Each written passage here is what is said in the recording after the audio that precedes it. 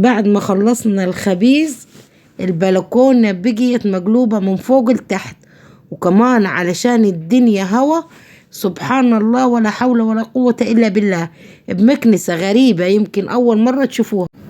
مكنستنا في الصعيد، كمان مش في كل الصعيد يا حبايبي، سبحان الله عندنا هنا في سوهاج ما فيش المكنسة دي، أو يمكن فيه وأنا ما شفتهاش. المكنسة دي جايباها معايا من أسوان، بنكنس بيها الفرن وبنكنس بيها البلكونة. والله يا بنتي من فتك دي متاه. المكنسة دي كنا نكنسوا بيها بيوتنا زمان، اللي شاف المكنسة دي وعارفها واستخدمها وكنس بيها يكتب لي في التعليقات ويقول يوم فارس احنا بنستخدموها وكنسنا بيها. اللهم صل وسلم وزد وبارك عليك يا حبيبي يا رسول الله. اللهم استرنا تحت الارض وفوق الارض ويوم العرض عليك يا رب العالمين امين. الحمد لله ولا حول ولا قوة الا بالله. حلموا الكراكيب دي يا بنتها وحنبيعوها.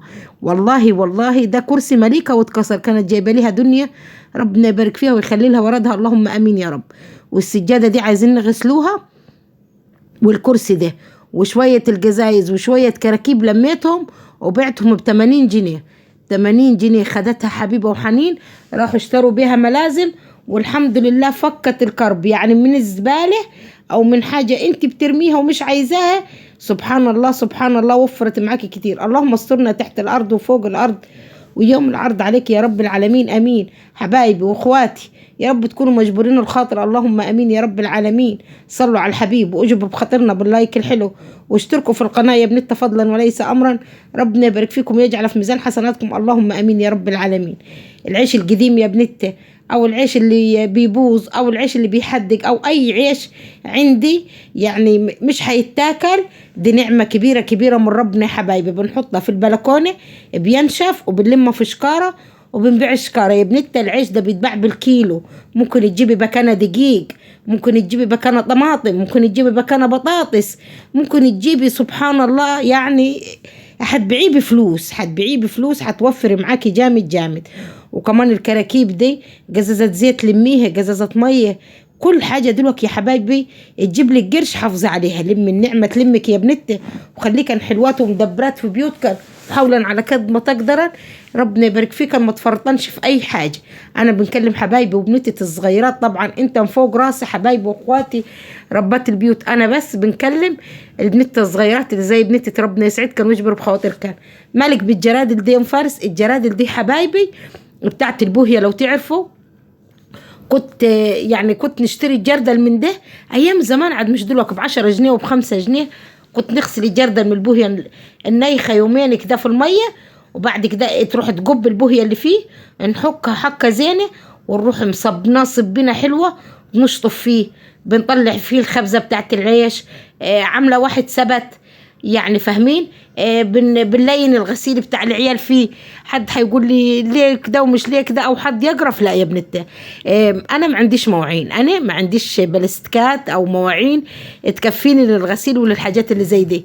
فالجرادل دي بتنفعني جوه. بنطلع الخبزه فيهم، بنحط الرده فيهم، اللهم صل على رسول الله. بنحط بننيخ الهدوم تاني يوم الغسيل كده. فكل حاجة في بيتك تنفعك، وكل حاجة في بيتك سبحان الله قال لك ايه، كل حاجة اللهم صل على رسول الله، كل حاجة في البيت تنفع.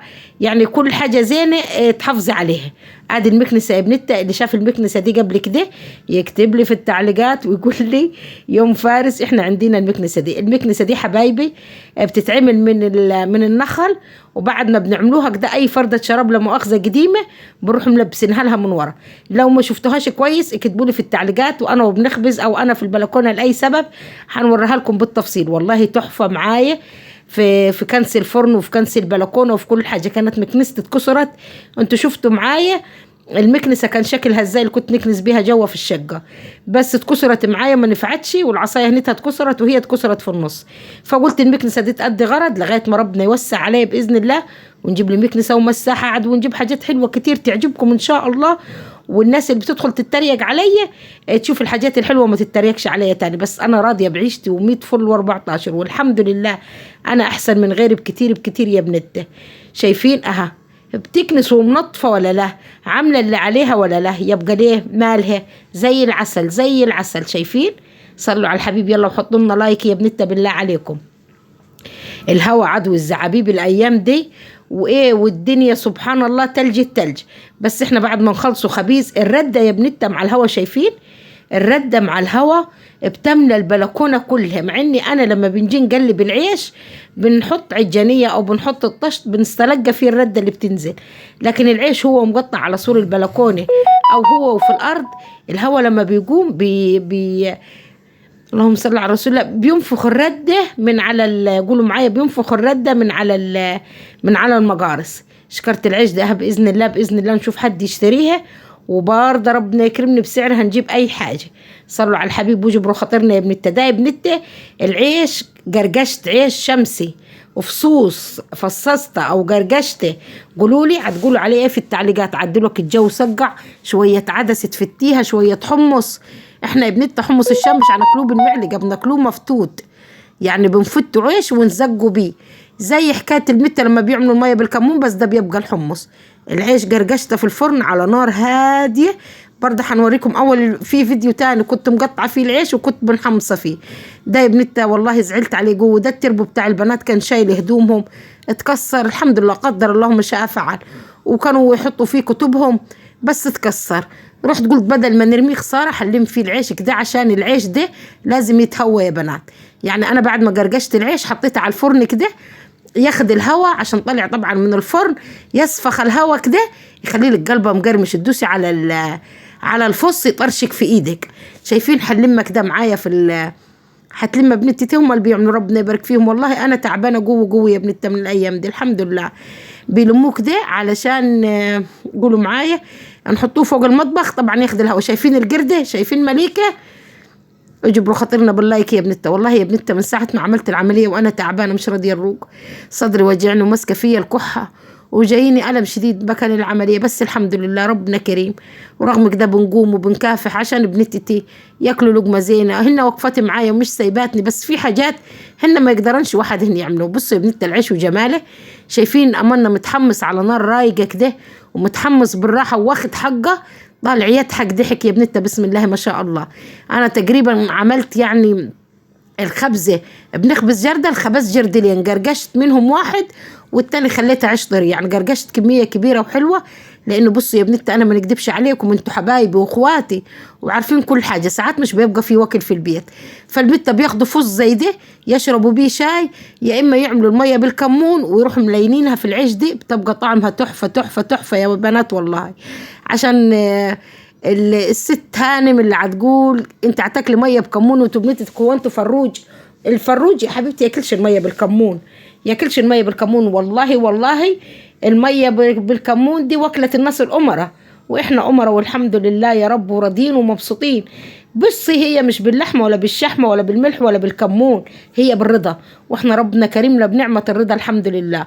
والله يا حبايبي انتوا عارفين ان الدنيا عندي كانش عندنا خالص وكل اول امبارح. عملنا ايه؟ راحت مي قالت استنوا هنعمل لكم وكله اختراع راحت عبت الحله ميه وحطت لها ملح وكمون ودنشت شطه وعصرت ليمونتين وخلتهم يغلوا غلوه، وراحت ماسكه 3 فصوص، يعني يعتبر رغيف شمسي لان انا بنفصص الرغيف على 3 شرايح، وراحت مطرشقاهم ومرمياهم فيهم وسيبتهم 5 دقايق وقعدنا كلنا ناكله. كانت يا بنتي شهد مكرر بسم الله ما شاء الله، كلنا وشبعنا والحمد لله. هي جبر خواطر، ربنا يسعدكم ويجبر خواطركم اللهم امين يا رب العالمين. صلوا على الحبيب يا بنتي وحطوا لايك. البريسكايه دي انا بنمسح بيها الفرن يا بنتي. الفوده، حد عارف الفوده؟ برضه لو حد عارف الفوده يكتب لي في التعليقات ويقول لي هي الفوده ايه عندكم وانتوا عارفينها ولا لا. الفوده دي حبايبي خلقه بتبقى قديمه بس لازم تكون قطن، بنلفها على البشكور وبنمسح بيها الفرن عشان الفرن ما يبقاش فيها تراب ولا يبقى فيها اي حاجه. شايفين اها بتكنس كده زي ما انتوا شايفين. انا خبزت مرتين تقريبا يا بنت، في فص وقع تحت الفرن اها يا رب تشوفها وتطلع. اللهم صل على رسول الله. انا خبزت مرتين يا بنت، وادي العيش قرب يخلص، هنخبز الخبزة الثالثة بإذن الله. الدنيا برد والعيال عالجوع، والعيش الشمسي في البيت بركة بركة بركة ونعمة يا بنت الحمد لله. الجردل شايفينه؟ الجردل ده أنا بنعبيه مرتين للخبزة، بنعبيه مرتين يا بنت للخبزة. اللهم صل على رسول الله. شايفين الردة كانت مبهدلة الدنيا مبهدلة الدنيا بسبب الطياب اللي كان قايم، كان طياب شديد شديد شديد يا بنتي والله. الحمد لله ولا حول ولا قوة إلا بالله. الرخامة دي مكسورة، أنا عنقطع عليها العيش، والصينية بنطلع عليها العيش ومع قفصة العيش. قفصة العيش دي احنا مشترينها من الطابونة من زمان، من زمان خالص يعني، مش أيام، من أيام الوجبات، مش رمضان اللي فات ده، رمضان اللي قبله لما خدت الموسم كامل بتاع رمضان كنا بنجيبوا عليه العيش بتاع الوجبات. فهي تكسر نصها، عايزة ربنا يوسع عليا نجيب الاثنين. كنا زمان يا بنتنا نطلعوا العيش على طبق العيش، طبق معمول من الخوص كده، اللي تعرفه برضه تكتب لي في التعليقات وتقول لي يا مفارس احنا عارفه الطبق الخوص ده. كان الطبق الخوص ده يا بنتنا نشتروه ب20 جنيه، ب15 جنيه. دلوقتي طبق الخوص ده اوصل 350 جنيه و400 جنيه. بس بصراحه بيبقى تحفه، تطلع عليه العيش، تطلع عليه الفايش، نطلعوا عليه البسكويت.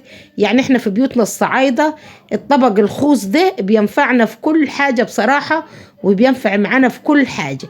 يوسع عليه ربنا ونجيب له واحد. أصلا بصوا الصينية دي لما بتطلع عليها العيش، العيش بيعرق يعني بصوا بيلدن من تحت كده. شايفين الفصوص يا بنتنا وشايفين جمالها؟ اللي عارف الفصوص ومتعود عليها برضه يكتب لي في التعليقات ويقول يا مفارس احنا بنعملوها في الخبيز.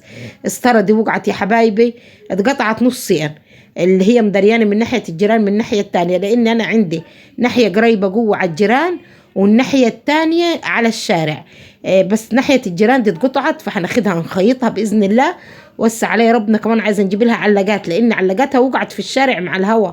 يعني أنا لي الذنب، هي وقعت وحدها يعني بتوقع ما بتحسهاش، حس ما تبص القسطرة كلها وقعت. الحمد لله على كل حال. شايفين كمية الردة؟ هي رجعت تكنس تاني لأن الهوا رجع وراها الردة، الهوا رجع الردة يا بنتها وراها. الردة اللي في الجردل دي الردة النظيفة اللي أنا بنتدفل بيها المجارس، ملهاش دعوة خالص بالردة اللي في الأرض. الردة اللي في الأرض دي بقى يا بنتها زمان لما كان عندنا فروج ولا بح ولا بط ولا شرشر ولا أي حاجة في البيوت، في بيوتنا احنا الصعايدة، بعد ما بنخلصوا خبيز الردة دي بنلموها وننقطوها كده بشوية مية خفيفة، يعني نفتولوها فتويل كده، أو تفركيها على رغيف عيش ونحطوها للفروجات ياكلوا بيها، كانوا يتبسطوا بيها خالص. او لو تحطي معاها كمان برسيم. بس دلوقتي ما فيش، فيسامحني ربنا يسامحني ربنا، بتترمي في الزبالة، يا اما نحطها على شكارة العيش. بس للأمانة دول مش هنقدر نحطهم على شكارة العيش عشان فيهم تراب كتير. اللي عارفين لو ما فيش تراب وكانش اليوم ده غبار كنت حطيتهم على شكارة العيش، واللي يشتري شكارة العيش ونقول له ايه فيها شوية ردة كده بعد الخبيز. لازم تقولي على كل حاجة عشان اللي ياخد منك الحاجة ما يدعيش عليكي. شايفين خلط البلاط كيف وراها يا بنتها؟ شايفين المكنسة وشايفين جمالها؟ بسم الله ما شاء الله. يا رب رب يسعدكم ويبارك فيكم. ادعوا لي عاد نصلح العجانة. العجانة كمان مرارها مرار والله. انا ماشيه نتخبط الايام دي جوه. الحمد لله يا رب الحمد لله. يلا اجبروا بخاطرنا وصلوا على الحبيب كده يا بنتها صلاة. اللهم صل وسلم وزد وبارك عليك يا حبيبي محمد صلاة إلى يوم الدين. شايفين حبايب البلكونة وشايفين جمالها؟ بالله عليكم ما نستاهلوا لايك وتشجعونا جبر خواطر. ربنا يسعدكم ويجبر بخاطركم اللهم امين يا رب. يبارك فيكم حبايبي واخواتي. روتين بسيط كده بس حبيت نوريكم عشاتنا وايامنا، وهي دي حياتنا وهي دي دنيتنا، والحمد لله يا رب على كل حال. قفلنا البلكونة وخلصناها. مع السلامة.